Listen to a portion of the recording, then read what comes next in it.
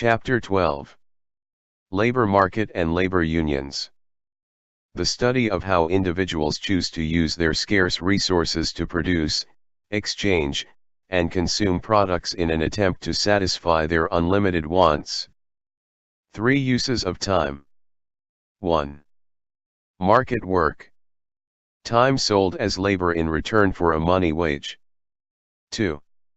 Non-market work. Time spent producing goods and services in the home or acquiring an education. 3. Leisure. Time spent on non-work activities. A utility maximizing consumer/worker. A utility maximizing consumer maximizes utility by allocating time so that the expected marginal utility of the last unit of time spent in each activity is identical. Utility maximization implies that individuals will spend time in non-market work if they can produce goods and services more cheaply than the market can. The utility maximizing framework also gives rise to a labor supply curve. The figure shows the individual labor supply curve for market work. Substitution and income effects. Substitution effect. As the wage increases, workers substitute market work for other activities. Income effect. A higher wage means a higher income for the same number of hours, and a higher income means that workers demand more leisure. This explains the backward-bending supply curve of labor. Non-wage determinants of labor supply. Other sources of income. Non-monetary factors, difficulty of traveling to work.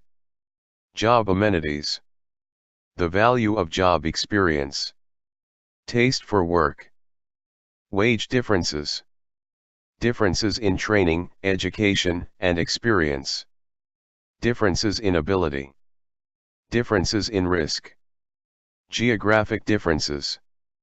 Job discrimination. Comparable worth. The principle that pay should be determined by job characteristics rather than by supply and demand. Entrepreneurial ability. An entrepreneur is a profit-seeking decision-maker who organizes an enterprise and assumes the risk of its operation. An entrepreneur pays for the right to direct resources and claims any profit or loss that is left over after all other resources have been paid. Entrepreneurs and economic profit. Entrepreneurs maximize economic profit, which is profit calculated by including implicit costs.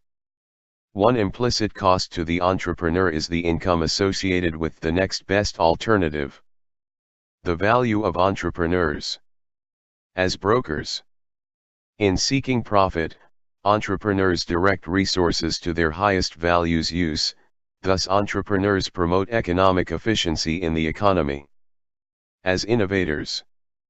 The entrepreneur who makes an existing product for less money than the competition does, or who introduces a successful new product, earns profit. As risk bearers. Entrepreneurs expect to receive profit in return for their willingness to face uncertainty. Unions. Labor union, a group of employees who join together to improve their terms of employment. Craft union, a union whose members have a particular skill or work at a particular craft, such as plumbers or carpenters. Early labor organizations. Typographical Union, formed in 1852, was the first national union. Knights of Labor, formed in 1869, reached a membership of 750,000 and worked for an 8-hour day and the abolition of child labor. American Federation of Labor, or AFL, formed in 1886 under the direction of Samuel Gompers, was actually a national organization of unions. The Clayton Act of 1914 exempted labor unions from antitrust legislation. Subsequent successes for labor unions. Norris-LaGuardia Act, 1932. Limited the court's ability to stop strikes and banned contracts where workers had to agree not to join unions. Wagner Act, 1935. Required employers to bargain in good faith with unions that represented the majority of employees. Established the National Labor Relations Board. The Congress of Industrial Organizations, 1935.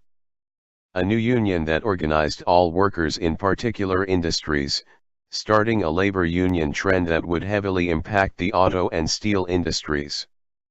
The labor movement after World War II. Taft-Hartley Act, 1947, attempted to limit strikes that would affect the public's safety. During the 1950s, organized labor suffered from allegations of corruption.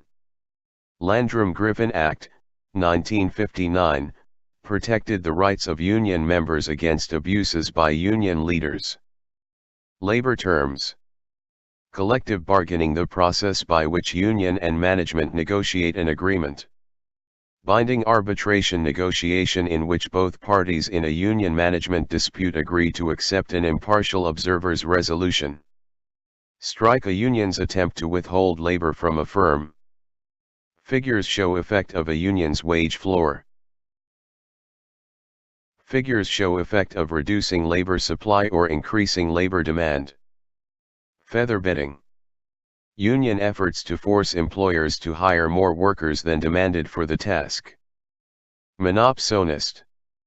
The sole purchaser of a particular resource. A monopsonist faces a labor supply curve that slopes upward. Bilateral monopoly. A situation in which a single seller, or monopolist, bargains with a single buyer, or monopsonist. Total wage bill. The total wage bill is the amount of employment multiplied by the average wage rate. The figure shows maximizing labor's economic rent. Recent trends in union membership. While in 1955, 1 in every 3 non-farm workers belonged to a union, this number has dropped to 1 in 7. Union membership among public employees climbed sharply during the 1970s but leveled off during the 1980s. A 1981 strike by the Professional Air Traffic Controllers Association led to a mass firing by President Reagan. Recent trends in union membership, continued. Union jobs in the construction industry have fallen dramatically over the last decade. Deregulation in major industries, such as trucking, has reduced the role of union workers. Attempts to organize high-tech workers have been unsuccessful. Many unions have been forced to merge in order to survive.